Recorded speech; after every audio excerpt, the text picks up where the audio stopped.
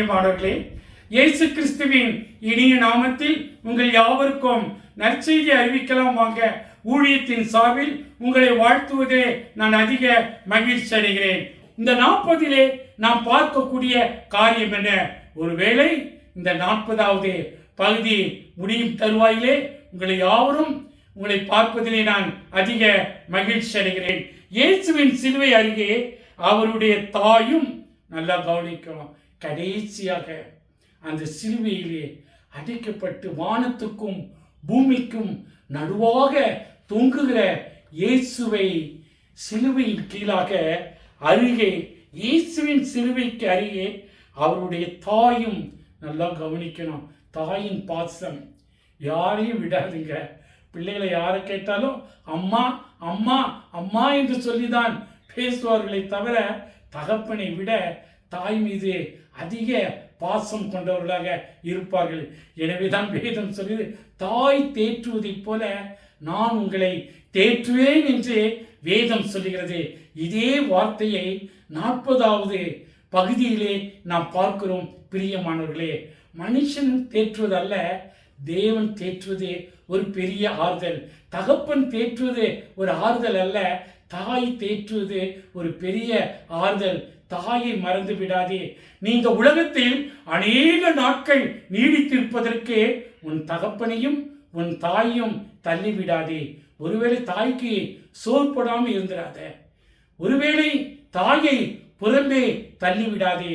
தாயும் தகப்பனையும் கொண்டு ஹாஸ்டல்ல, முதியோர் இல்லத்துல சேர்த்திடாத.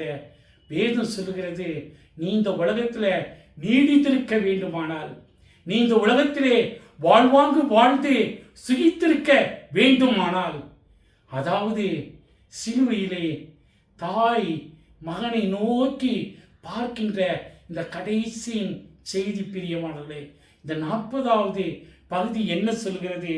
இயேசுவின் சிலுவை அருகே, இயேசு பிள்ளைகளுடைய அருகில தாய் தாங்க இருப்பாங்க. அந்த பருப்பு சோறு குழைச்சி பிள்ளைகளுக்கு ஊட்டுவாங்க பாருங்க, அவ்வளோ சந்தோஷமா ஊட்டுவாங்க. அதில் கொஞ்சம் நெய்யும் போட்டுக்கிடுவாங்க. என் பிள்ளை அதிகமாக நல்லா சாப்பிடுவான், என் பிள்ளை கெட்டிக்காரன், என் பிள்ளை நல்லா படிப்பான், என் பிள்ளை பெரியவனா, என்னை காப்பாற்றுவான், என்னை நடத்துவான். அப்படி இல்லைங்க இந்த நாட்கள் நாம அப்படி எதிர்பார்க்க முடியல. பிள்ளைகள் தகப்பனுக்காக எல்லாத்தையும் செய்திருவாங்க, நீ எதிர்பார்க்காத. ஆனா தாயின் அன்பு மாறாத அன்பு, தாயின் அன்பு நம்மை அரவணைக்கும் அன்பு, தாயின் அன்பு நம்மை மார்போடு இணைக்கும் அன்பு. பிரியமானவர்களே, வேதம் சொல்லுகிறது, இந்த 40வது பகுதியிலே தாயை தள்ளிடாத, தாய்க்கு காசு கொடுக்கிறதுக்கு யோசிக்காத, தகப்பன புறம்பே தள்ளிடாத. தேவ ராட்சியம் உனக்கு அடைக்கப்பட்டு விடும். நல்லா தெரிஞ்சுக்கோ. ஒரு ஆலயத்தில் சாப்பாட்டுக்கு வருகிறவரை வெளியே தள்ளினாங்க. என் கண் முன்னாடி பார்த்தேன். அவர் தோக்கனை கையில வச்சுட்டு நிற்கிறாரு. அவர் புறம்பே தள்ளப்படுகிறார் மனுஷர்களால். ஆனால் தாயோ அப்படி செய்ய மாட்டார். பிரியமானவர்களே, தாய் தம்மை அரவணைத்துக் கொள்ளக்கூடியவர், முத்தம் கொடுக்கக்கூடியவர்.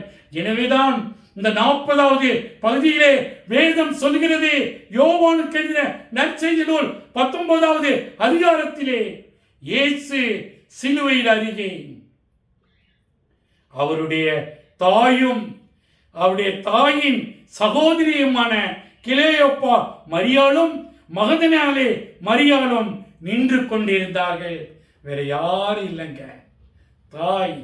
தாயினுடைய உடன்பிறப்புகள் தவிர வேற யாரும் நிற்க மாட்டாங்க. அப்பாவுடைய பிறப்புக்கெல்லாம் வந்து பார்ப்பாங்க, போயிடுவாங்க.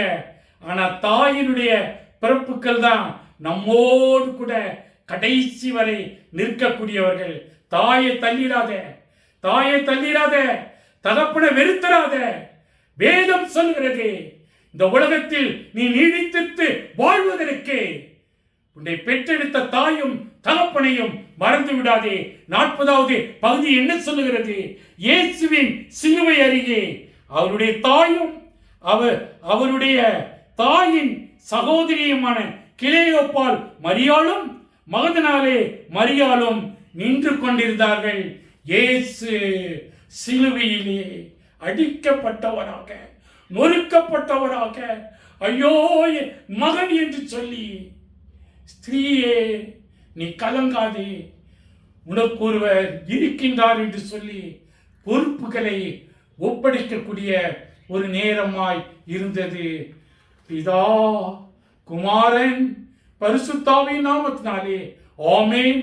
நமது ஆண்டவராகிய இயேசு கிறிஸ்துவின் கிருபையும், பிதாவாகிய தேவனுடைய அன்பும், பரிசுத்தாவியானுடைய அன்பிற்கும் நாம் அனைவரோடும் கூட சதா காலங்கள் ஆசீர்வாதத்தோடு நிலைத்திருப்பதாக.